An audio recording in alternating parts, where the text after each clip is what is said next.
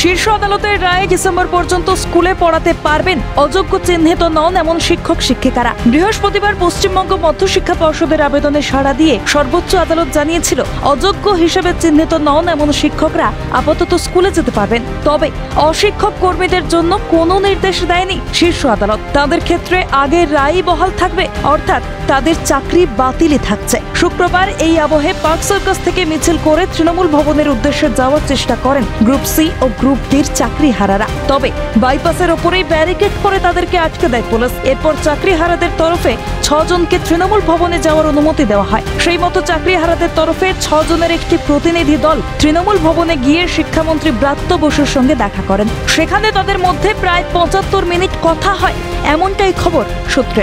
বৈঠক শেষে শিক্ষামন্ত্রী ব্রাত্য বসু জানান, ওদের বক্তব্য আমি শুনেছি, আইনি পরামর্শ নিয়ে বিষয়টি বিবেচনা করে দেখব। ওরা আমার সঙ্গে দেখা করতে চেয়েছিল, ওদের কিছু বক্তব্য আছে, সে বক্তব্য আমি শুনেছি। ওদেরও একই কথা বলেছি যে আমাকে লিগালি কথা বলতে হবে, লিগালি কথা বলে বুঝতে হবে, এটাই বক্তব্য আমার। ওরা এই দাবি করেছেন, আমি তো বললাম যে আমরা সেটা কথা বলে বিবেচনা করে দেখব।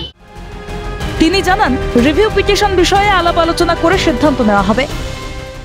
সেটা এখনো আমরা করব মুভ রিভিউ পিটিশনের জন্য, সেটা এখনো আমাদের আলাপ আলোচনা চলছে, সেটা এখনো চূড়ান্ত দিনক্ষণ ঠিক হয়নি, আমি তো বলেছি জানিয়ে দেবো।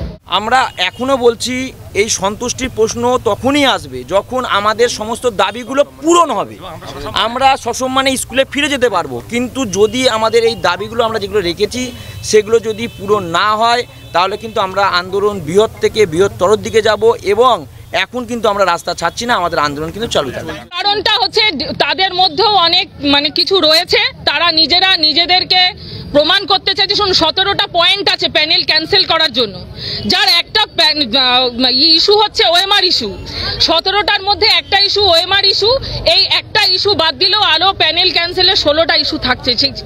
কোনো ইস্যুই সুপ্রিম কোর্টে কিন্তু প্রমাণিত হয়নি, সেটাও কিন্তু লেখা রয়েছে অর্ডার কপিতে, সেটাও লেখা রয়েছে, কোনো কিছু প্রমাণিত নয়। গ্রুপ সি থেকে 3 জন এবং গ্রুপ সি থেকে গ্রুপ ডি থেকে 3 জন, অর্থাৎ সর্বমোট 6 জনের দেখা করার অনুমতি আসে।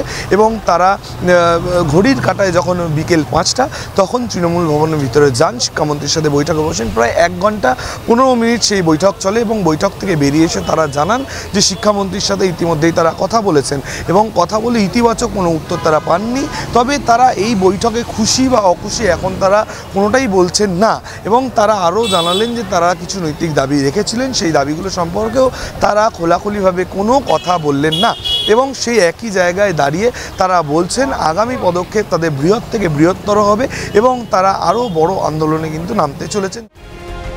এখন দেখার শিক্ষামন্ত্রীর সঙ্গে বৈঠকের পর চাকরিহারারা তাদের দাবি দাওয়া আদায়ের লক্ষ্যে কি পদক্ষেপ নেয়।